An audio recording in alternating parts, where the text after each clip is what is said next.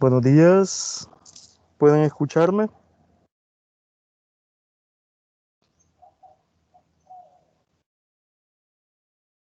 Ok, por ahí me confirman que sí me escuchan. Vamos Inge, dígame. sí, sí se escucha. Ok, gracias Pedro Arturo. Vamos a iniciar entonces la sesión que corresponde a este día 29 de enero del 2021 y para ello vamos a proyectar el avance de nuestra asignatura en nuestra aula virtual.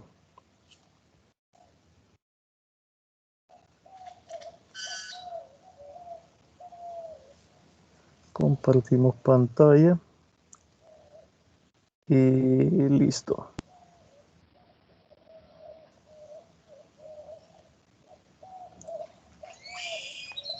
Según las indicaciones que habíamos dado la semana anterior de nuestra asignatura Programación 2, había un foro que debíamos completar y de ese foro apenas 2, 4, 6, 7 personas lo han completado. Entonces, les agradecería enormemente si atendiéramos las indicaciones para ir cumpliendo con cada una de las actividades que se van planificando. Entonces, el objetivo del foro es conocerles, digamos que yo pueda tener una idea de con quiénes vamos a estar trabajando este ciclo. Así que para los que no lo han completado, les pido encarecidamente que completen esa información. Luego, la presentación era un tema. Luego habíamos iniciado la unidad 1 y se habían dejado algunos ejercicios como tarea, ejercicios que en esencia eran una recapitulación de programación 1. Sobre esos ejercicios me gustaría, antes de iniciar formalmente el contenido que vamos a abordar este día, que es bien corto, son estrictamente conceptos fundamentales, me gustaría saber si hay alguno de esos ejercicios en los que quisieran recapitular o todos estuvieron facilísimos. Buenos días, ingeniero. En mi caso, me gustaría que recapitulara el ejercicio 10. No sé si yo me hice una película en mi mente, pero eh, no sé, me gustaría que se recapitulara. Excelente, sí, con el mayor de los gustos. Para esta actividad voy a iniciar mi máquina virtual, pero antes voy a dar un preámbulo de qué es lo que tenía que hacerse en ese ejercicio 10. El ejercicio 10, la redacción probablemente nos complicaba porque parecía algo difícil, pero ya al analizarlo bien nos íbamos a enterar que no, ¿verdad? Lo que se nos decía ahí era que había una fiesta, ¿verdad? Y en esa fiesta habían dos tipos de entradas. Una entrada preferencial que costaba 20 y una entrada general que costaba 10. Entonces el programa lo que tenía que pedir eran el total de personas que ingresaban a la fiesta y el total de dinero. Y con esos dos datos únicamente el programa debía decir, vaya, del total de personas, la cantidad que ingresaron a preferencial fueron X y la cantidad que ingresaron a preferencial fueron Y. Así, ¿verdad? Hacer ese cálculo. Significa entonces que estamos revisando dos variables y eso lo voy a plantear acá. Si nosotros queremos trasladar esto a un sistema de ecuaciones, pudiese decir que X representa la cantidad de personas que ingresan a general y Y pudiese decir que son las personas que ingresan a preferencial. X general, Y preferencial. Ok, en ese entendido, decimos que la sumatoria de personas que ingresan a general más las de preferencial nos va a dar el total de personas. Y luego el otro dato que tenemos es el total de dinero. Pero ¿cómo calculamos el dinero? Multiplicando el valor de la entrada general por la cantidad de personas que ingresan a esa modalidad y multiplicando lo que cuesta la entrada de preferencial por la cantidad de personas que han ingresado a esa modalidad. Entonces, lo que tenemos ahí, estimadísimos, es un sistema de ecuaciones con dos incógnitas, bueno, en realidad dos ecuaciones y dos incógnitas. Ese era el planteamiento, eso era lo más difícil del problema. Luego, habría que hacer una solución, sustitución, reducción, igualación, o aprovechando la materia que recién ustedes cursaron el año pasado, que se llama álgebra de vectores y matrices, resolverlo con determinantes. ¿Qué mecanismo desean ustedes que implemente para resolver ese problema? ¿Lo hacemos determinantes o un método de igualación, sustitución o reducción?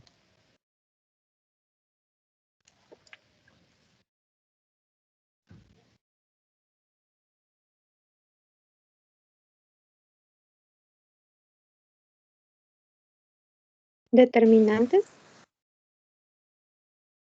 Muy bien, ¿verdad? Aprovechando el contenido que se acaba de revisar en la materia del año pasado, álgebra de vectores y matrices. Ok. Sobre esta materia, fácil, ¿verdad? Nosotros podemos tomar ese sistema de ecuaciones y construir una matriz con los coeficientes de esas ecuaciones. Por ejemplo, el coeficiente de x en la primera ecuación es 1 y el coeficiente de y es 1. El coeficiente de x en la segunda ecuación es 10 y el coeficiente de y es 20. Entonces, podemos poner en la primera columna los coeficientes de x y en la segunda columna los coeficientes de y, quedando más o menos así, ¿verdad? El coeficiente de x en la primera ecuación 1, coeficiente de y en la primera ecuación 1, coeficiente 10 y coeficiente 20. Entonces tenemos una matriz de coeficientes para la variable x en esta primera columna y y en esta segunda columna. Luego colocamos otra matriz con las variables x y y respectivamente. Y al hacer esa multiplicación obtendríamos una matriz con los resultados TP y TD. Y voy a escribir el signo de igual para tener completa la ecuación de determinantes. Solo que vamos a quitar la sombra. Esto. Muy bien. Entonces tenemos un sistema de ecuaciones, pero con determinantes, así como ustedes lo veían el año pasado. Listo. Ahora, si quiero despejar x, entonces x sería igual a la siguiente expresión. Tendría una matriz entre otra matriz. Así. ¿Y qué es lo que voy a poner en esta matriz? Como quiero despejar x, esta matriz de resultados la voy a poner en la columna de x, es decir, en lugar de poner coeficiente 1 pongo TP y en lugar de poner coeficiente 10 pongo TD. Así. Y lo divido entre la matriz original. Y luego haría algo parecido para despejar y. Para despejar y, entonces ahora hago una modificación. La matriz de resultados TP y TD pasa a la segunda columna y en la primera columna quedan los valores originales, es decir, 1 y 10. Y estos valores que tenía por acá se eliminan. Así. Listo. Ahí tengo los dos despejes. Ahora habría que escribir toda la expresión. X entonces queda igual. Aquí tengo que hacer un producto cruzado de cada matriz. Por ejemplo, la primera matriz tengo que multiplicar TP por 20 y luego restarle TD por 1. Hacemos una multiplicación en cruz. Quedando entonces 20 TP menos TD. Y en el denominador, ¿qué es lo que nos va a quedar? Sería 20 por una 20 menos 10 por una 10. 20 menos 10, eso da 10. Todo eso quedaría dividido entre 10. Entonces, la forma de calcular X sería multiplicando 20 por el total de personas menos el total de dinero entre 10. Y algo muy parecido para Y. En el caso de Y, tendría que multiplicar TD por 1, que obviamente eso nos da siempre TD, y luego restarle 10 TP. Y dividirlo siempre entre 10 porque es la misma matriz original sobre la cual estamos dividiendo. Entonces, así nos quedan los despejes. Teniendo los despejes, lo que corresponde a continuación es elaborar el programa. Para el programa, entonces, aquí sí, miren, abro mi máquina virtual de Windows. Vamos a esperar que arranque. Debo decir que el programa corresponde a una estructura secuencial, es decir, no hay condiciones, no hay ciclos, no hay nada en este primer problema más que aplicación de la estructura secuencial. Vamos a hacer un poquito más grande. Abro mi herramienta CodeBlock y sobre ella vamos a hacer nuestro ejercicio.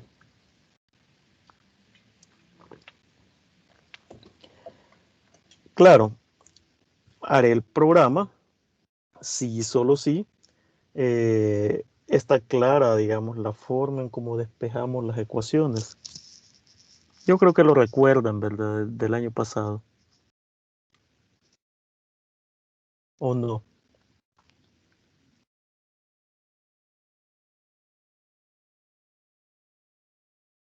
Niños, ¿logran recordar eso que acabo de hacer con determinantes?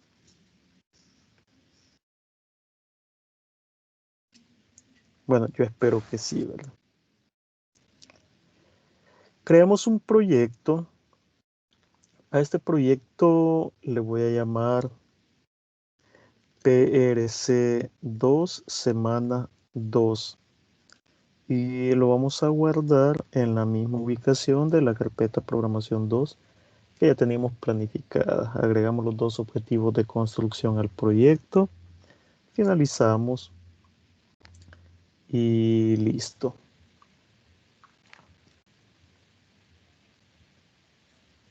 Sobre nuestra herramienta, lo primero que debemos hacer es la declaración de variables.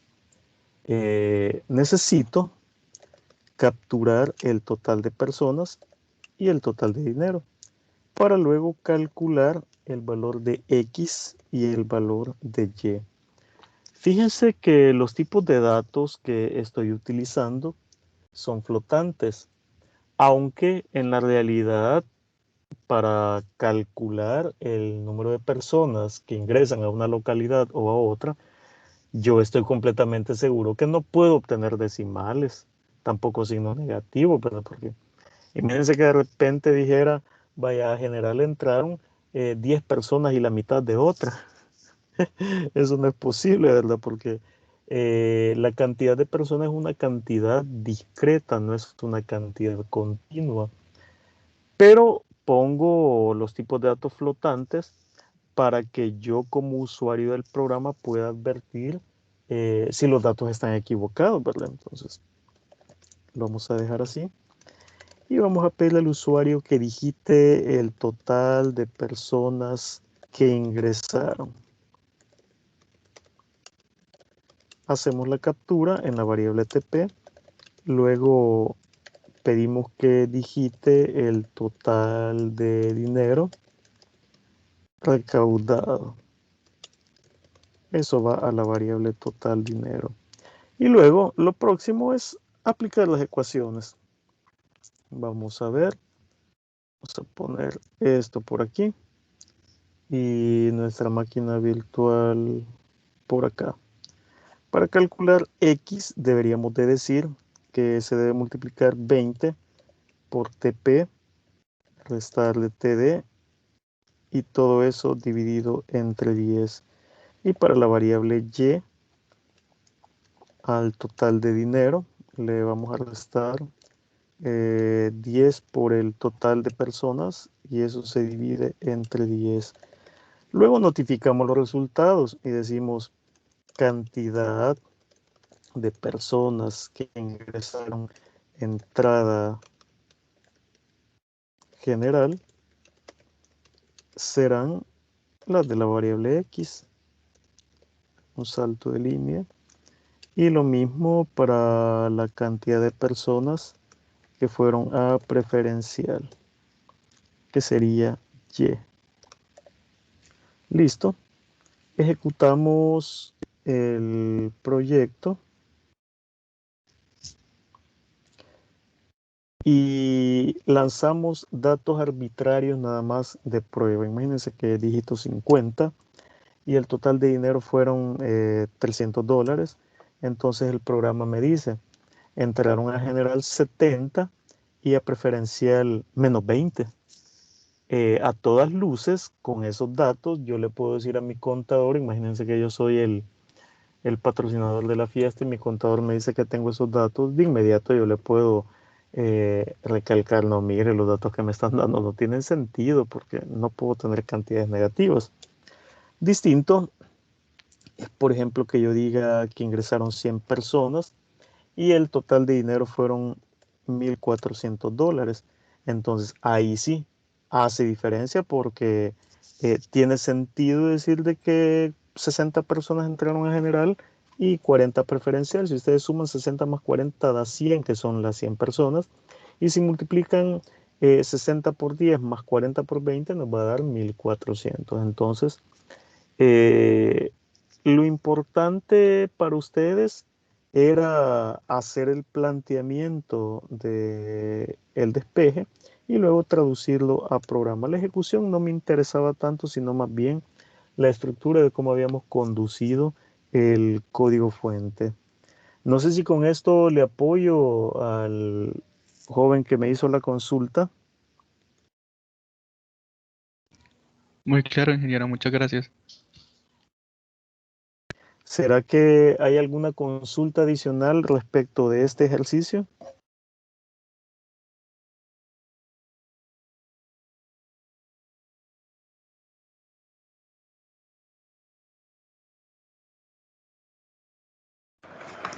Ingeniero, Mándeme.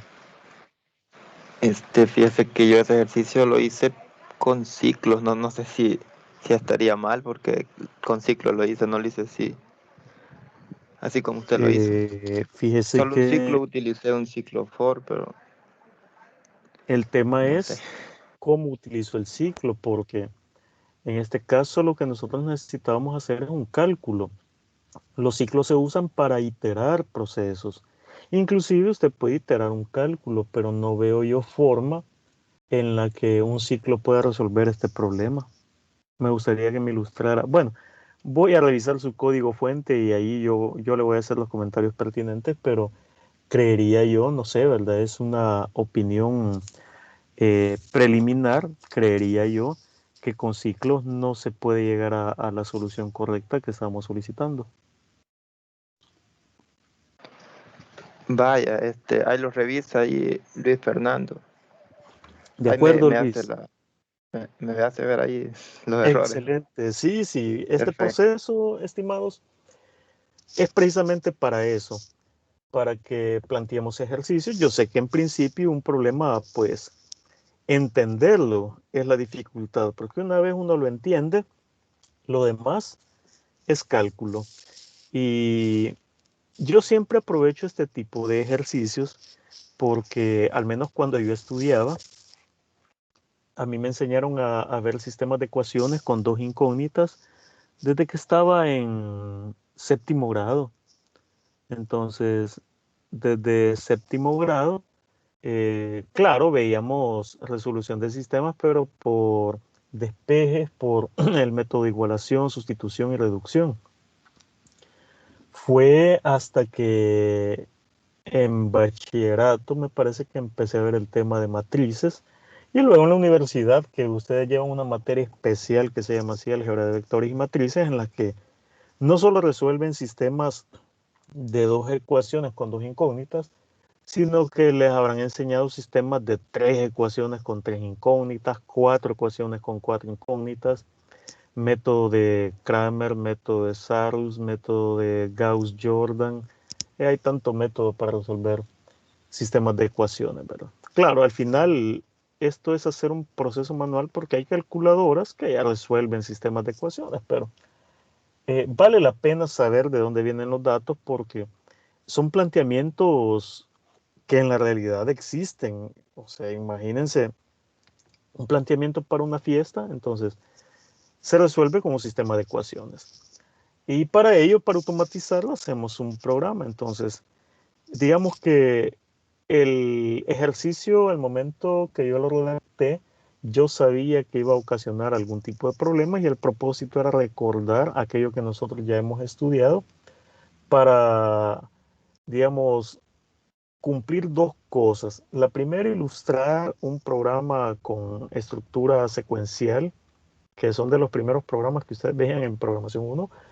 Y el segundo, revisar o hacer una recapitulación de lo que era álgebra de vectores y le encontremos un sentido práctico. Así que no se preocupe, Luis, que esto es lo más normal. Todos estamos acá aprendiendo y de eso se trata el asunto. Así que agradezco su participación. ¿Habrá alguien más que desee opinar?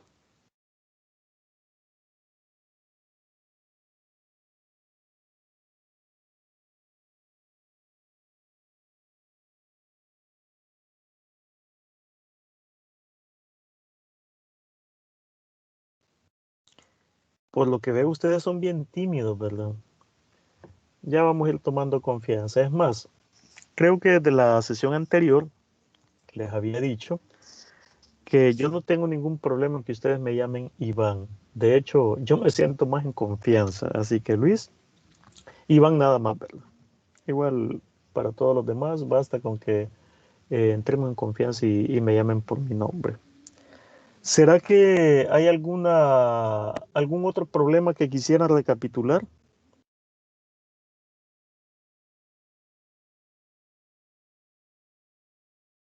Yo, ingeniero.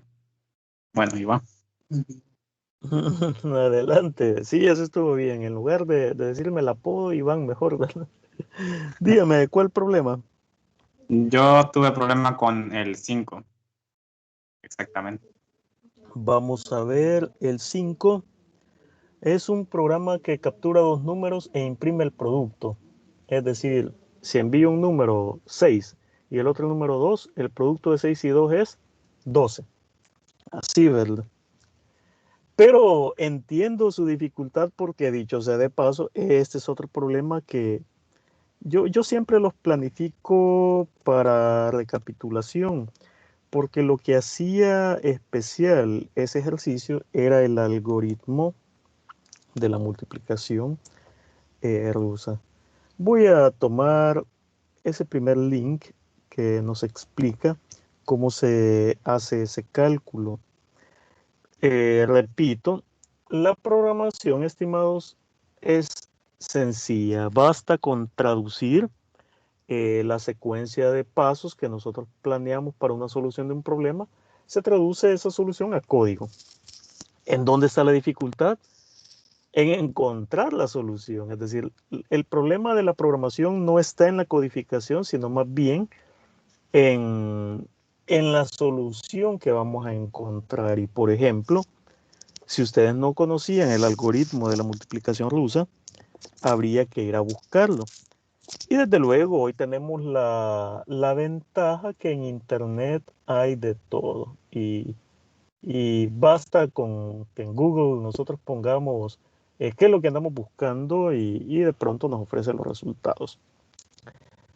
Este algoritmo de la multiplicación rusa consiste en multiplicar sucesivamente por 2 el multiplicando y dividir entre 2 el multiplicador hasta que el multiplicador llegue a 1. Es decir, le vamos a ir quitando la mitad, la mitad, la mitad, la mitad hasta que lleguemos a 1. Entonces, la cantidad de iteraciones va a depender del número en sí, ¿verdad? Entonces, si nosotros revisamos el número 37 y ven, esta es una tabla en la que se ha ido iterando según la indicación, se divide entre 2 el 37, 37 entre 2 da 18.5. Pero lo que se nos pide son números enteros, entonces no pongo 18.5, sino que el entero 18. Como no llega a 1, lo vuelvo a dividir en una siguiente iteración. La mitad de 18 es 9. No llego a 1 aún. Vuelvo a dividir 9 entre 2, me da 4, 5. Pongo 4. No llego a 1. 4 lo divido entre 2, me da 2. Todavía no llego a 1. 2 lo divido entre 2 y me da 1. Ahí detengo la iteración. Entonces, a todas luces, el algoritmo implementa una estructura de repetición o un ciclo. La pregunta es, ¿qué tipo de ciclo conviene? Vamos a ver en programación 1. A ustedes les decían que hay dos tipos de ciclos. Los ciclos en los que ustedes ya conocen cuántas repeticiones se van a hacer y los ciclos en los que la repetición depende de una condición.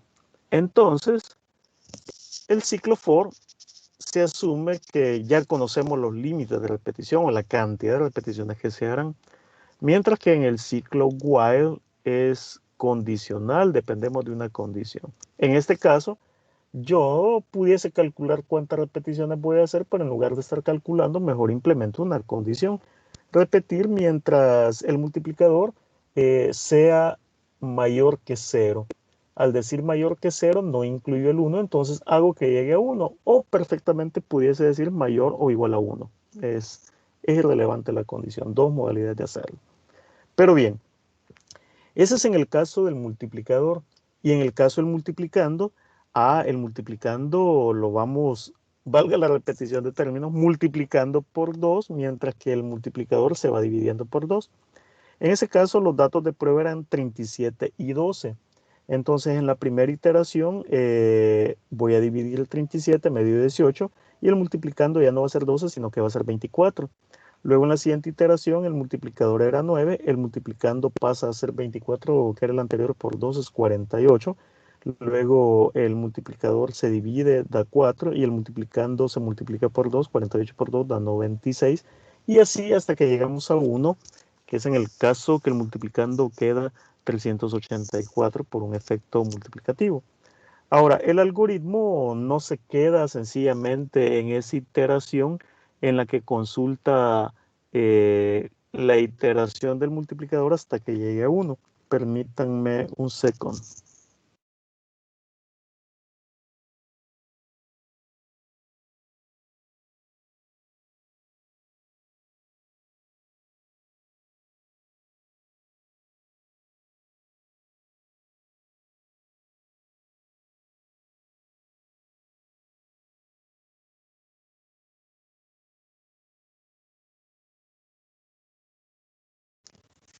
Ok, disculpen la interrupción. El algoritmo nos dice que para obtener el producto vamos a hacer una sumatoria. ¿Y qué es lo que vamos a sumar? Todos aquellos multiplicandos cuyos multiplicadores sean impares. Entonces vamos a ver. En la primera iteración el 37 es un impar. Entonces su multiplicando tendría que ser sumado, pero lo ponemos acá, 12. Luego preguntamos por el siguiente multiplicador. 9 es impar. Ahí le escribimos si es impar.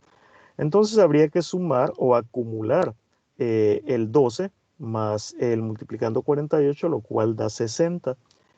Y luego el siguiente impar es el 1. Habría que sumar 384 más 60 y eso nos da 444.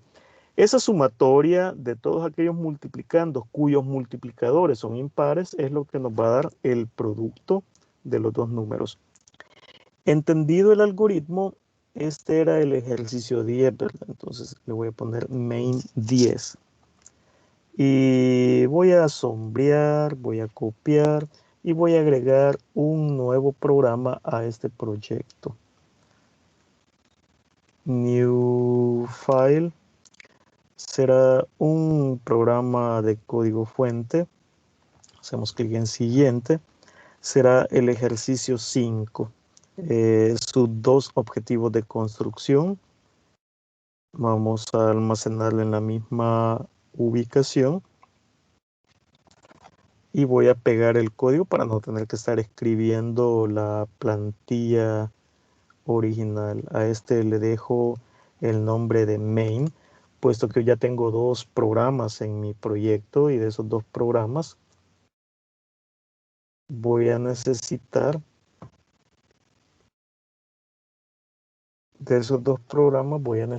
que uno nada más se ejecute. ¿Cuál se va a ejecutar? El que tenga la definición del main. Por eso es que al programa anterior le puse main 10 para que el único main ahora sea mi ejercicio 5. Y vamos a eliminar estas instrucciones que de momento no me sirven casi que para nada.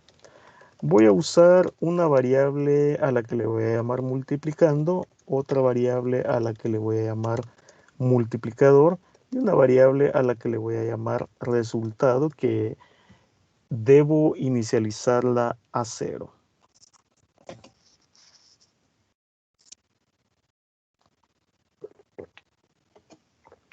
Teniendo la declaración de variables, ahora corresponde que hagamos la captura.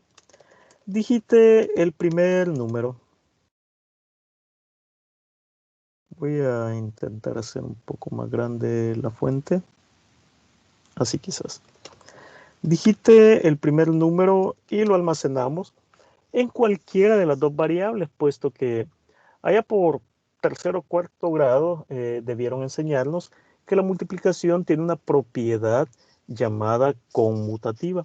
La propiedad conmutativa nos dice que el orden de los factores no altera el producto. Es decir, si yo pongo 6 por 2 da 12 y es igual a que yo diga 2 por 6. Es decir, la forma en cómo ordene los valores en una multiplicación no me altera el resultado.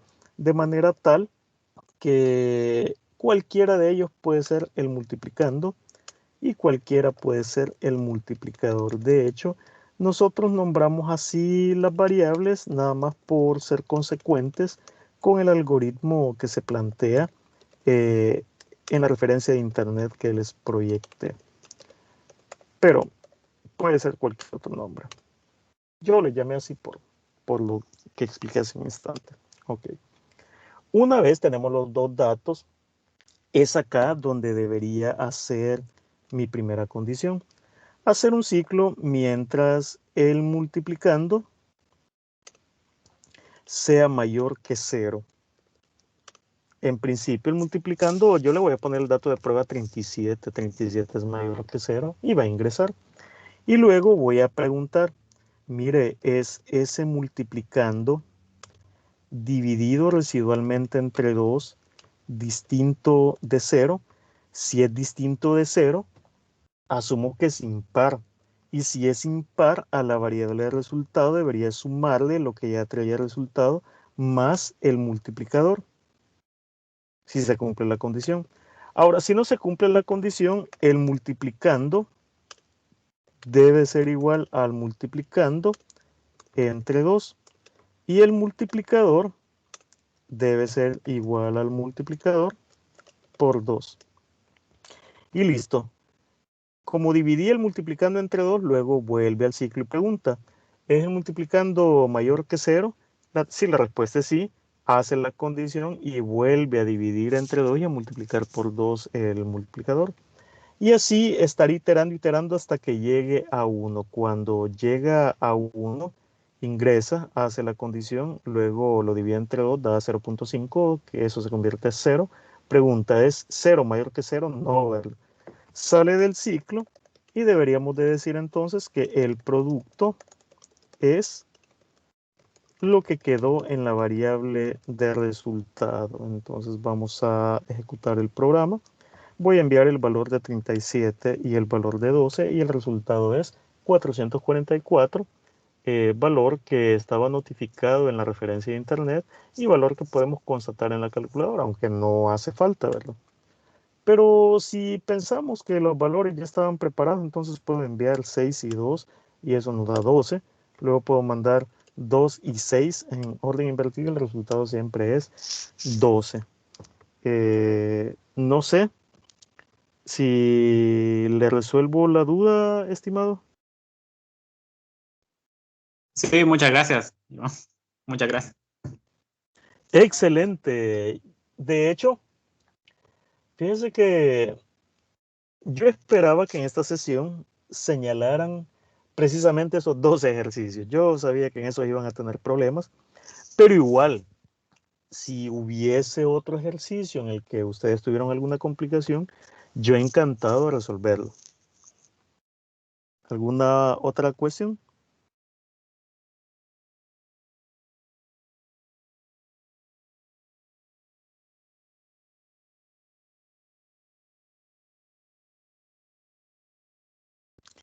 Excelente. Dado que no tienen más preguntas sobre los ejercicios, entonces para esta sesión, semana 2, necesito que revisemos la evolución de las técnicas, que estos temas no los voy a poner en una presentación porque no hace falta, ¿verdad? Solo voy a hacer un breve comentario al respecto. Y por ejemplo, las técnicas de programación han venido evolucionando y esto yo se los comentaba desde la sesión de la semana pasada, diciendo que la programación ha tenido fundamentalmente un cambio de paradigma. Desde ya de la década de los 50, específicamente en el 67, cuando nació el lenguaje B, y que en el 70, con la participación de Dennis Ritchie, que es uno de los fundadores de Unix, arrancó la programación estructurada en C. Ese era un paradigma.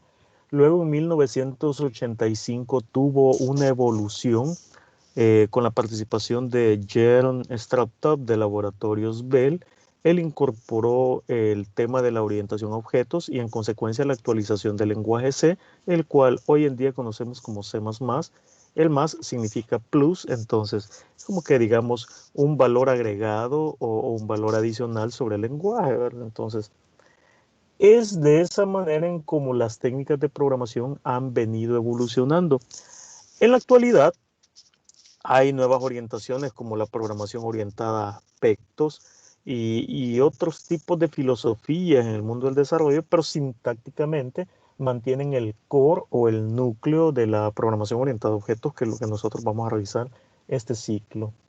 Luego hay temas de diseño, que es a lo que nosotros conocemos como arquitecturas de desarrollo, patrones, buenas prácticas, pero todo eso forma parte de las técnicas de programación que al final se circunscriben en los 2 paradigmas que hemos citado. Ahora, yo pudiese hablar de una cantidad enorme de las debilidades de la programación estructurada, pero en lugar de hablar de debilidades, lo voy a traducir a beneficios de la programación orientada a objetos.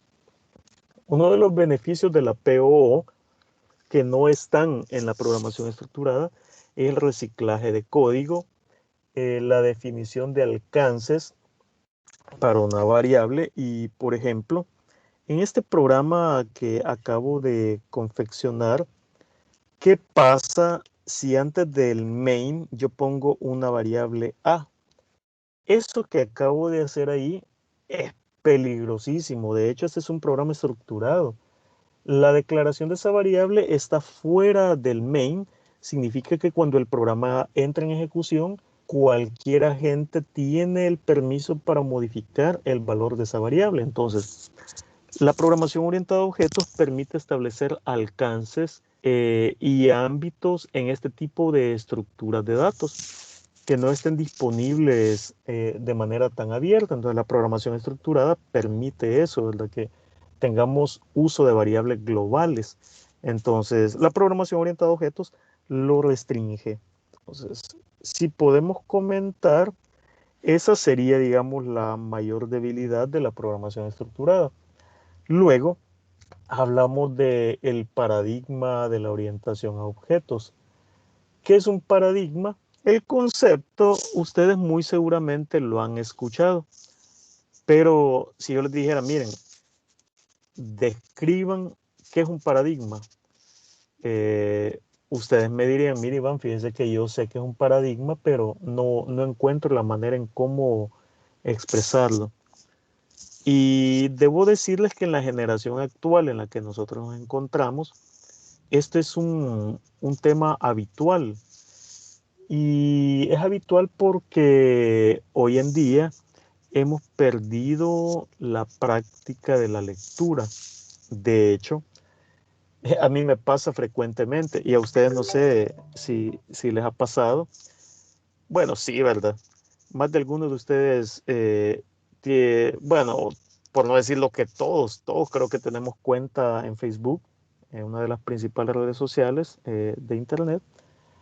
Y habitualmente aparecen anuncios en nuestro perfil, ¿verdad? Yo vi el anuncio que un amigo había puesto. Vendo juego de comedor, 4 personas, estado del juego de comedor 8 de 10 y lo vendo en $200. Vaya, una oferta, digamos, regular. Pero cuando vi los comentarios me llevé la sorpresa que mucha gente le decía, precio, precio. Y yo decía, si ahí en la imagen está el precio, ¿por qué le están preguntando? Entonces, tenemos problemas para interpretar mensajes y precisamente el hábito de lectura es el que se ha perdido. No sé si a ustedes les ha pasado eso, que de repente en internet ven un anuncio y hay gente que pregunta cosas que ya están publicadas. Me gustaría escuchar su participación en este tema. Sí, por mi parte me pasó algo similar. Yo tengo la costumbre de pedir cosas para jardinería por Facebook.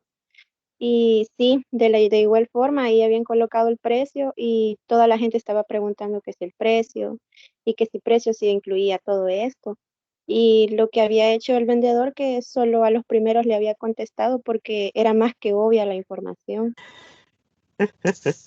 Sí, esto pasa y por ejemplo, ya cuando nosotros hacemos un examen, sobre todo hoy en línea, ¿verdad?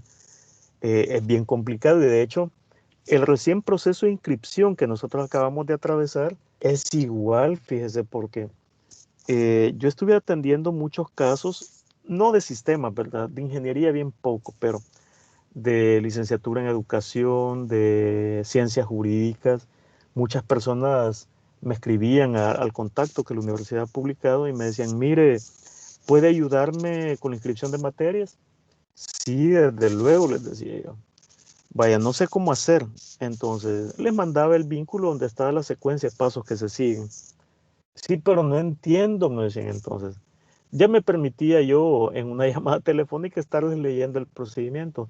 Ah, sí, sí, entiendo. Entonces, a veces cuando nosotros hacemos lectura, tenemos dificultades en comprender un mensaje y quizás en muchas de las ocasiones no es porque nosotros seamos lo que tengamos la dificultad, sino que porque la información o la redacción no describe lo que en realidad debe hacerse. Y es acá un punto importante en el uso de los puntos, de las comas, de los dos puntos, del punto y coma, de las tildes, de cómo separamos una palabra. Hay palabras que tienen que ir unidas, hay palabras que en otro contexto deben estar separadas y Y esto es parte de, pues, pero traigo a colación el tema porque como yo soy de una generación diferente a la de ustedes, yo sí tengo el hábito de leer. Yo no he hecho muchos cursos de ortografía, pero digamos que es una de mis pasiones escribir de manera correcta. Y cuando nosotros tomamos un libro, ahí mismo, en la misma lectura, vamos viendo cuándo se tildan, cuándo se separan, cuándo se ponen comas, y uno toma el hábito. Pero hoy en día, con las redes sociales, nos están invadiendo tanto los sistemas de chat que hasta nos están quitando la habilidad de escribir correctamente, porque eh, cuando nosotros queremos poner una frase en un chat, hasta lo ponemos con letras incorrectas, ¿verdad? ¿Por qué? Preguntamos. Y la gente escribe P y la K, ¿verdad? Entonces, nos están acostumbrando a escribir de manera incorrecta porque eh, está dentro de la moda hacerlo. Pues. Pero mi consejo para ustedes, si es que quieren tener un bagaje cultural para hablar, para usar las palabras adecuadas, tómense el hábito de leer. Fíjense que eh, eso provoca un aprendizaje significativo a la hora en que uno quiere articular una respuesta. Por ejemplo, ayer yo hablaba con un amigo porque de repente salió una palabra, concilio, ¿verdad? ¿Qué es un concilio? Entonces, él me dijo, yo entiendo qué es, pero no sé cómo describirlo, ¿no? Entonces, cuando uno ha leído en más de algún momento, uno ha articulado ideas y sabe qué palabras usar, entonces se vuelve más fácil. Todo esto nace por la palabra paradigma. Entonces, luego de que les he hecho un preámbulo y una reflexión sobre los hábitos de lectura, me permito conceptualizarles qué es un paradigma y se los voy a poner así de fácil para que no vayamos a internet a buscar el concepto. Un paradigma, estimados, es una costumbre, es una creencia. ¿Cómo así me van a decir ustedes? Por ejemplo, les cito lo siguiente. Hace 50 años era habitual que viéramos a una mujer participando en política. La respuesta es no. De hecho, a las mujeres no se les permitía participar en política. Pero ese paradigma se rompió hace un tiempo. Y cuando digo ese paradigma se rompió, significa que hoy la costumbre es que las mujeres también participen. Entonces, es una nueva creencia que se ha adoptado, es una nueva costumbre. Lo mismo ocurre con la programación. La programación tenía un modo de hacer las cosas y hoy tenemos otra costumbre, una nueva modalidad. Entonces, nosotros habitualmente veremos que vamos a ver en varias referencias el concepto de paradigma y a partir de este día ustedes ya sabrán que el paradigma es una costumbre, una creencia, una forma de hacer las cosas. Y yendo un poco rápido a los lenguajes de programación orientados a objetos, lenguajes de programación tenemos cualquier cantidad. Y por ejemplo, nuestro lenguaje C++, puedo afirmar que es completamente orientado a objetos. C, no. C no es orientado a objetos. C es estructurado. ¿Qué otros lenguajes tenemos en mente? PHP, por ejemplo. PHP en sus versiones iniciales no era orientado a objetos. De hecho, hoy sí tiene definido el identificador de clases para definir estructuras de datos de clases, pero no permite extender al 100% el concepto. Le toca a uno como programador forzar muchos conceptos para que se vea como que es programación orientada a objetos al 100. Hay otros lenguajes como JavaScript que en sus versiones de navegador, pese a que ha tenido actualizaciones, igual el concepto se ve muy forzado, pero puede manejarse. Distinto es en el motor V8 que ha producido Google, ahí sí, definiciones como Node.js, que son un subconjunto de JavaScript, ahí sí se ve un alto porcentaje de aplicación de orientación a objetos. Entonces, JavaScript depende de cómo nosotros lo visualicemos. En el caso de Java, Java sí es un lenguaje 100% orientado a objetos. De hecho, depende de C++. Y no es que tenga más cosas, sino que lo que le quitaron de C++ es lo que lo ha convertido en un lenguaje muy potente hoy en día. Yo pudiese seguir hablando de más lenguajes de programación, pero hay otros temas que me interesan. Y creo que ya estamos cumpliendo la hora sincrónica para nuestra sesión.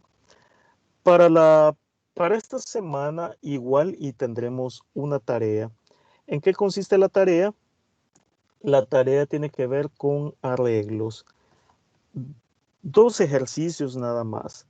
Un primer ejercicio en el que necesito que haciendo uso también de funciones, procedimientos y arreglos, permita capturar una palabra y la imprima esa misma palabra en mayúsculas y en minúsculas. Solo que el algoritmo de conversión a mayúsculas minúsculas no debe de utilizar ninguna función de la librería string.h. Ustedes deben de implementar de manera manual algunas funciones como la strlen, strcpy, si es que las van a utilizar. Igual el proceso de conversión. Dentro de la librería string.h ya hay funciones que hacen esa conversión, la función toUpper, toLowerCase, pero nosotros lo vamos a implementar de manera manual. Así que listo. El siguiente programa es un programa un poco más extenso. Ahí lo que pido es que haciendo siempre uso de funciones, procedimientos, manejen una planilla de empleados. ¿De cuántos empleados? 10 creería yo. Por eso es que le he puesto longitud máxima de ese arreglo 10. ¿Qué hacemos? El programa tiene que mostrar un menú de opciones como el que les estoy proyectando. Al activar la opción 1, que es para agregar empleado, el programa debería de capturar el nombre del empleado y el sueldo. Entonces vamos a ver. El nombre es un arreglo de tipo char, y el sueldo es un flotante. Significa que para la planilla deberíamos de manejar 2 arreglos, o más bien una matriz de tipo char y un arreglo de flotantes para que se vea el almacenamiento de ambos datos que, dicho sea de paso, son heterogéneos. Pues bien, capturamos el nombre del empleado y el sueldo, y el programa almacena ese empleado con ese sueldo en esa matriz que les decía de longitud máxima 10 y regresa al menú principal. Hemos capturado uno nada más. Si quiero capturar otro empleado, otra vez opción 1, digito el nombre, digito el sueldo y regreso al menú, y ese dato se guardó. Si voy a la opción 2, pregunto ¿cuántos empleados he capturado? 2 empleados. Si selecciono la opción de mostrar la planilla, tendría que mostrarme esos 2 empleados con su respectivo sueldo. Aquí todavía no vamos a aplicar descuentos porque ese es un tema que vamos a chequear más adelantito. Digo porque el programa ya está complicado, pues. Si seleccionamos la opción 3, el programa debería de ordenar la planilla de manera alfabética. Decirles que si yo capturé un primer empleado llamado Carlos y un segundo empleado llamado Adán, al ordenar alfabéticamente, es obvio que la letra A de Adán está antes que la letra Carlos, que es la letra C. Entonces, la planilla debería de ordenarse y el primer registro debería ser Adán con su respectivo sueldo y el siguiente registro debería ser Carlos. Habrán casos en los que, por ejemplo, tendré el nombre María y Mario. En ese caso los dejamos sin efecto porque habría, digamos que con la primera letra no logramos resolver cuál debe ir antes y cuál debe ir después, deberíamos ir buscando los demás, pero nosotros no vamos a hacer ese cálculo, solo vamos a considerar la primera letra. Así que siempre esta es una especie de recapitulación de programación 1, pero un ejercicio ya más elaborado. Y por eso es que les estoy poniendo solo 2 para que, digamos, no los vaya a asustar con demasiada práctica porque apenas vamos empezando. Igual, la próxima sesión yo puedo desarrollar ambos ejercicios, así como se los desarrollé este día, en un intervalo de 20 minutos creo que le damos respuesta y arrancamos ya la siguiente unidad que tiene que ver con Introducción a los conceptos fundamentales de la POO. Semana 3, sí, conceptos fundamentales. No sé si hay alguna inquietud o alguna consulta que quieran manifestar antes de que cerremos la sesión.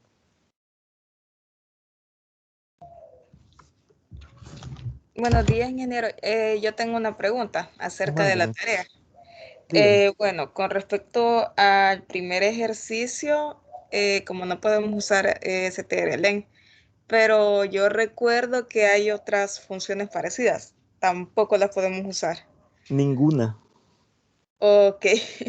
Le, Y, le voy a ilustrar más o menos cómo va a ser ese proceso. Por ok. ejemplo, imagínese que yo tengo un vector como el que le estoy mostrando ahí, miren. Y la palabra que yo estoy capturando es Adán. Así.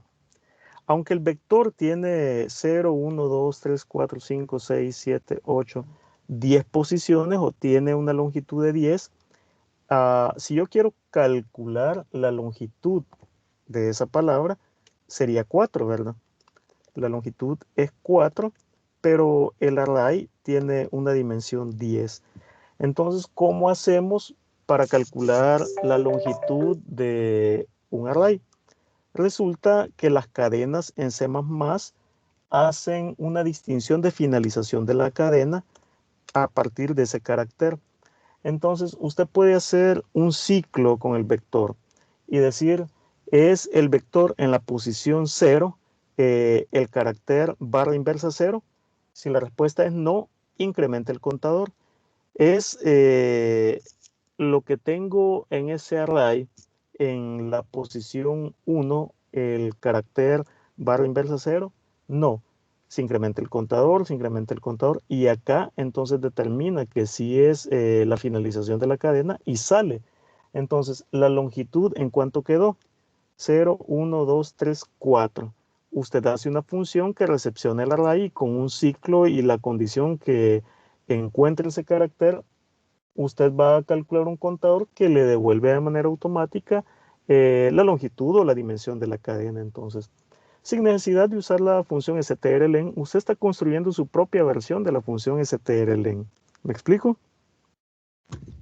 Sí, ingeniero. ¿Le puedo hacer otra pregunta con Adelante. el segundo? Como usted mencionó de que el nombre se iba a guardar en un arreglo En del una tipo char. matriz. Ajá, una matriz. En esa misma matriz iría el sueldo también, digamos, en otra columna. No, tiene que ser una matriz distinta o un array distinto. Por ejemplo, se lo pongo así. Si yo almaceno un nombre, el nombre está posicionado ahí. Imaginemos Carlos. Así, ¿verdad? Si quiero almacenar otro nombre, otro array. Por eso es que les decía que es una matriz. ¿Por qué razón? Porque voy a tener 2, 3, 4, 5, 6, 7, 8, 9, 10. La matriz va a tener esa cantidad de filas desde 0 hasta 9. Y en las columnas será la longitud del nombre, ¿verdad? Ahora, esta matriz es de tipo char y para el sueldo voy a necesitar otro vector. Así. Entonces, Carlos, por ejemplo, yo voy a decir que gana $500 y Adán gana 200. Entonces, una matriz para los nombres y un vector para los sueldos. ¿Ya? Sí, gracias. Excelente, Jacqueline. ¿Alguien más?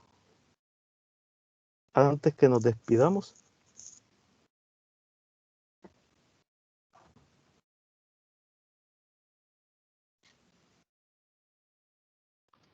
Muy bien, estimados.